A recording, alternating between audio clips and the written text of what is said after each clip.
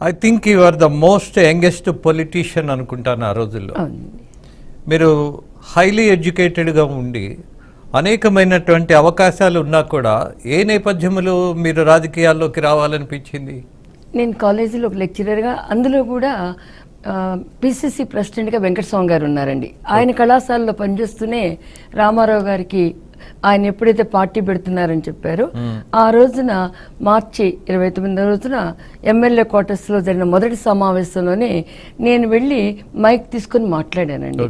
మాట్లాడి ఆయన ముందు ఆయన మాట్లాడక ముందే నేనే గబగబా పైకి వెళ్ళి, ఈరోజు మీ వెనక మేమంతా యూత్ వస్తున్నామండి, నేను ఇండియన్ ఫారిన్ సర్వీస్ కూడా సెలెక్ట్ అయ్యాను అడ్మినిస్ట్రేటివ్ సర్వీసుల్లో, కానీ మీరు రాజకీయాలకు వచ్చినప్పుడు నీతి నిజాయితీ ఉంటుంది, కొత్త రక్తం రావటానికి మీ వెనక వచ్చిందండి. ఇంతవరకు కూడా ఒక రకమైన సంస్కృతికి మేమంతా కూడా విసిగిపోయి ఉన్నాం, మీలాంటి వ్యక్తి కనుక వస్తే మా అందరికీ కూడా ఒక దృక్పథం వస్తుందని అన్నప్పుడు నన్ను మాట్లాడమన్నారండి. మాట్లాడమన్నారు. ఏప్రిల్ 11వ తేదీన ఆ రోజున నిజాం కాలేజ్ గ్రౌండ్స్ లో ఒక సమావేశం పెట్టారు. ఏ అంశం మీద మాట్లాడారు మీరు? నేను ఆ రోజున రమేజాబీ సంఘటన ఎత్తుకున్నానండి.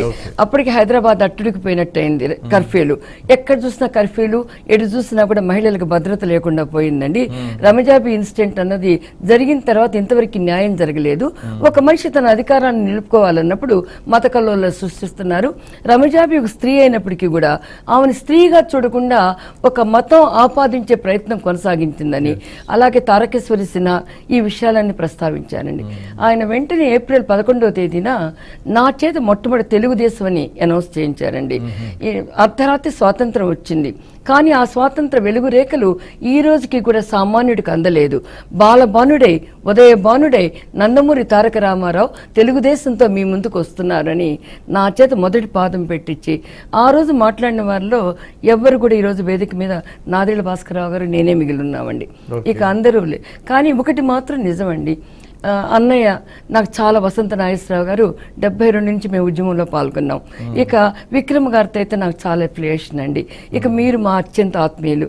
ఈరోజు ఒక మాట చెప్పాలండి, ఈరోజు రాజకీయ రంగంకి ఏదైతే అవసరమైందో ఆ రోజున ఆత్మాభిమానం అన్న పదంతోనే కాకుండా దక్షిణాది రాష్ట్రాల మీద వివక్ష ఎందుకని, ఫెడరలిజం తుప్పుపట్టిపోతున్న విధంగా ఉంది, గవర్నర్ వ్యవస్థ తమకిష్టం వచ్చిన తాబేదారుని నియమించుకుంటూ ఉందని చెప్పి మొట్టమొదటి వెలుగెత్తి చాటగలిగి ఒక రాష్ట్రాలు స్వయం ప్రాతిపదికన ఉండాలి, రాష్ట్రం అభివృద్ధి చెందితే దేశం అభివృద్ధి చెందిద్ది, ఒక ఆత్మాభిమానాన్ని అంటగట్టించి ఢిల్లీ పెద్దలు పెత్తనం మా మీద ఏంటని తెలుగు ఆత్మగౌరవం ఆత్మాభిమానాన్ని నినదించినప్పుడు తెలుగుదేశం పిలుస్తున్నప్పుడు అందరూ ప్రజలు ఆయన వెనక్కి వెళ్ళిన దానిలో మేము ఒక వెళ్ళామండి. నేను ఒక చిన్నదానిగా యంగెస్ట్ టైంగా డబ్బు నేనేం పెట్టుకున్న దాన్ని కాదు, ఆయన దాంతోనే గెలిచాం. కానీ నేను మాత్రం మా ఇంట్లో ఆయన జోలి పట్టుకున్న రోజున మా అమ్మ నేను మా చేతికున్న గాజులన్నీ కూడా మొట్టమొదటి మా ఇంటికి వచ్చి ఆయన జోలి పెట్టారండి. ఆ రోజునే వేసాం. అందరికీ ఆయన అన్నయ్య, కానీ నేను తండ్రిలాగా చూశానండి. ఎందువల్లంటే ఆయన కాట్రగడ్డ వారి మనవడు, కాట్రగడ్డ బసవతారకం గారి కాట్రగడ్డ, ఇలా అనుబంధంతో నేను ఎప్పుడు ఆయనతో ఉండేదాన్ని. ఆయన భోజనం కూడా నేను ఎలా గుర్తించారు అసలు? ఆయన నా స్పీచెస్ కండి, నాట్ ఈవెన్ స్పీచెస్ అండి, ఎన్ఎస్ఎస్ ప్రోగ్రామ్స్ లో నేను స్టేట్ వైడ్ అని మంచి పేరు తెచ్చుకొని ఉన్నానండి. అట్లాగే I'm second lieutenant in NCC also. అప్పటికే నేను ఆంధ్ర హై స్టేషన్ లో పార్టిసిపేట్ చేశాను. ఒక గుర్తింపు నాకుందండి. అంబేద్కర్ ఫిలాసఫీని అంతా కూడా రాష్ట్రం అంతా కూడా ఉమ్మడి ఆంధ్రప్రదేశ్ లో ప్రచారం చేసేదాన్ని. ఇక రాజకీయ నేపథ్యం నాకు లేకపోయినా నేను రంగా గారి సమీప బంధువుని, కాటగడ్డ బాలకృష్ణ గారి సమీప బంధువునండి.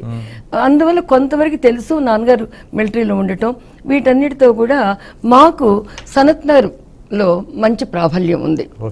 ఇవన్నిటితో ఇచ్చారు. ఇవ్వటం కాదండి, ఆ రోజు నేను నాతో పాటు దాదాపు 70 మంది విద్యార్థికులు, నా స్టూడెంట్ నరసింహులు గారండి, మోదుగుపల్లి నరసింహులు, ఒక ఎస్సీ దళిత వర్గం ఉన్నాడు, ఇతను చాలా మంచివాడు అని చెప్పి నేను పరిచయం చేస్తే, ఎస్ అండి, ఈజ్ మై స్టూడెంట్. ఇంతవరకు తెలియని వాళ్ళు అత్యధికులు ఉండి ఉంటారు చాలా మంది అండి. నరసింహులు నా స్టూడెంట్, అలాగే పరంజ్యోతి అని ఒక పార్టీకి హెడ్ అయిన వాళ్ళు చాలా మంచి మంచి స్టూడెంట్స్ నాకు ఉన్నారండి. ఈ రోజు కూడా రాఘవరెడ్డి, నాగార్జునారెడ్డి విశ్లేషకులకు వస్తారు చూడండి, వాళ్ళంతా నా స్టూడెంట్స్. నాట్ ఈవెన్ దట్ అండి, నేను ఆర్థిక శాస్త్రంలో ఒక నిష్ణాతను కూడా సంపాదించాను. మన్మోహన్ సింగ్ గారు కూడా స్టూడెంట్ నేను. ఇలాంటి పదం ఇప్పుడు రామారావు గారి గురించి ఒక చిన్న సమయంలో నేను చెప్పాలంటే అండి, ఆయన ఒక హిమాలయం. ఆ హిమాలయంలో అసలు పేద ప్రజల కోసం సమాజమే దేవాలయం అనుకొని ఇక్కడ మీ tag line you are for the people అంటున్నారండి. ప్రజల కోసం వచ్చిన వ్యక్తి, ప్రజల కోసం ఒక వ్యవస్థను తెచ్చిన వ్యక్తి, ప్రజల కోసం ప్రజాస్వామ్యం కావాలని కలలుగంటం కాదు, రూపకల్పన చేసి ముందుకు తీసుకువెళ్ళి ఈరోజు అందరికీ ఆదర్శమైన వ్యక్తి, ఒక యుగకర్తే కాదండి, ఇంకొక కొన్ని జన్మలు ఎత్తినా కూడా ఆయన లాంటి ఒక మహానాయకుడు మనకు పుట్టాడండి. దానికి తోడు నాకు ఇవాళ ఎన్ని గర్వకారణాలంటే ఒక యంగెస్ట్ ఎమ్మెల్యేనే కాదండి, మొట్టమొదటి డబుల్ బెడ్రూమ్ హౌసెస్ అంటూ, ఆ రోజు ఆయన డబుల్ బెడ్రూమ్ హౌస్ అని అనలేదండి, ఇల్లు ఇవ్వటం అన్నారు. ఆ ఇల్లు ఇవ్వటం అన్నది కూడా నా నియోజకవర్గంలో మినిస్టర్ రోడ్లో స్టార్ట్ చేశాం. అలాగే ₹2 కిలో బియ్యం కూడా నా నియోజకవర్గంలోనే మేము స్టార్ట్ చేయడం జరిగిందని. ఇలా ఆయన చేసిన సంక్షేమ కార్యక్రమాలన్నిటికీ కూడా శ్రీకారంలో పాలు పంచుకున్నానని గర్వం.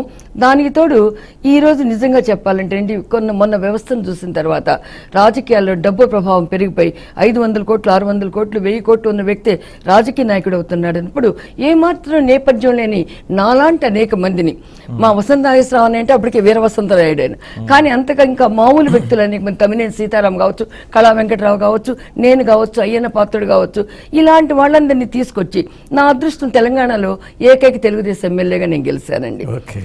కాబట్టి ఈరోజు తెలంగాణ లాంటి రాష్ట్రంలోనండి ఇది మాకు ఊపిరిచ్చింది, మాకు ఈ ఒక నీరు పోసింది, మాకు అన్నం పెట్టింది.